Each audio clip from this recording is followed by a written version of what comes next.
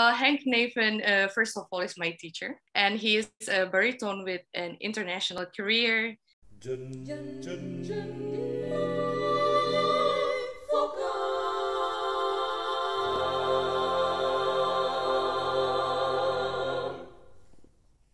Welcome to Jendela Vokal, Henk. You already say you don't need the honor, but I still have to say it. It's a really big honor to have you here in the midst of your really busy schedule. So Henk Neven, first of all, is my teacher. Was my teacher and still is my teacher. And he is a baritone with an international career. He showed his versatility by performing as an art song, opera, and oratorio singer with the work ranging from Baroque and even to modern. And beside his really tight schedule, he also gives time to share knowledge with young singers by teaching in Codarts Conservatorium, in classical singing in Rotterdam. We heard a lot about art songs for sure, and we all have our own definition or hear lots of things about it, but what is actually means for you, the art songs? Yeah, well, it's a good question because most of the time I'm against kind of dogmas or limitations, but in general, it's the perfect blend, the perfect mix of poetry and music. It became one. You mean it became one? One artwork. So okay. the poetry and the music became one inseparable unity. My belief is that it's an art form for all time, because it talks about us. It talks about who we are, what we do, what we feel, and what we experience. So that's why my belief is, even if it's, well, actually, there is in my opinion, a new interest for it, because it's an intimate art form. Yeah.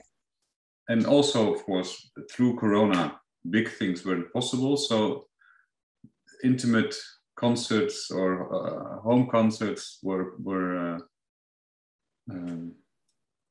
possible. So I think that might have been a good thing for song. Yeah, I think it's such a shame that people always think art songs as it's a more how do you say high class form of art, and we need to understand the poetry. While I really like when you say it is more close to a human life, what we are doing and what we are experiencing. So it's actually accessible for everyone. It's not just timeless, but it can also touch a lot of people. It can also be understood by a lot of people. That's actually a very beautiful and a good point, that sometimes for us as a singer, even we sometimes get trapped in the, how do you say, in the label that okay, art song has to be artsy. That's a well, that's a good point. So but there's also a difference between audience and performer. Yeah. I think you perform best if you know about the composer, maybe the time it's written, and about the poet. I don't say you can't perform it well if you don't, but for me, it's often an inspiration. And when you know more about the time it's written, you can make it work in the time we live now, so you can make it actual. But that's our homework.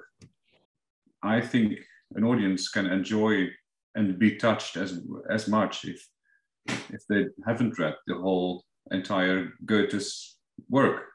I mean, it's nice if they do, but people nowadays don't do it anymore. Yeah. So it's our task to do our homework and make it come across. And in that sense, I think the topics of the poems are exactly the same as pop songs, or deal about what I think the human mankind doesn't change, right? So it's the same. We have the same problems, the same struggles, the same whatever as 200 or 300 years ago. I love doing, and I did a bit of Russian song. Well, I haven't that background, and of course I studied it, but it touches me. And as you three, JC and Dodi and you are also touched by a style of music which you're not grown up with. Yes. So I think it's also our task to find the universal language in it. And inspiration, well, for me, it's I mean, I don't want to sound big, but it's life.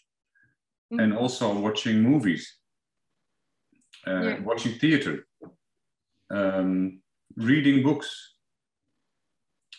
going to a museum. I don't want to kind of be the old-fashioned guy who says go to, but it's also, for example, I love sitting on the terrace and watch people, because in every people is a song. A lot of people react in different. So, and of course, I also use my drama lessons I had in school and see how can you find subtexts. Yeah.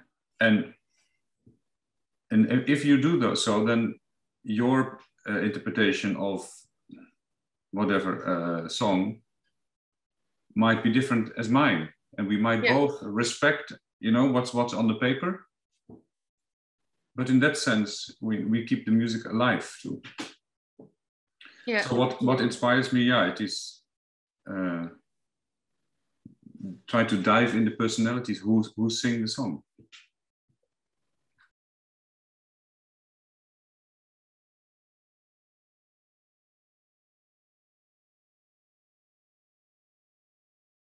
Yeah, I don't know. It's a good question.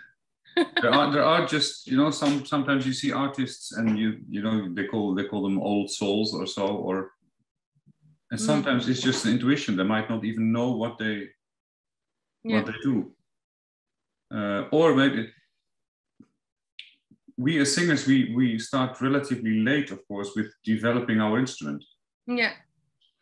If you have a good top violinist, he's together with his instrument often from the age of 4.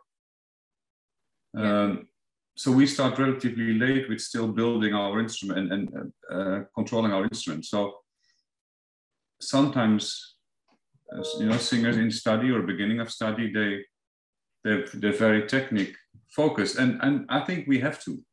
Yeah. If you want to sing long. Yeah. So we start relatively late with still building. It's I think always the inspiration and the imagination always helps.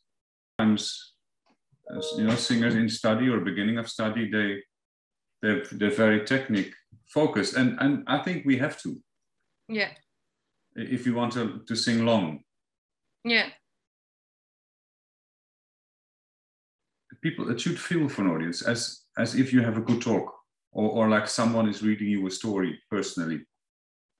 Yeah, for me, it's always like when the concert is very good, it's like the time suddenly stops, and you are suddenly on the other universe. Yeah. And then when the audience is clapping, it's like, whoa, wake up! You are not in a dream anymore. No. Yeah, and you connect also with an audience when there is a big silence after a concert. It's a community who is silent. And there are singers, it doesn't mind what they sing. I would say they can sing the phone book and it's still touching.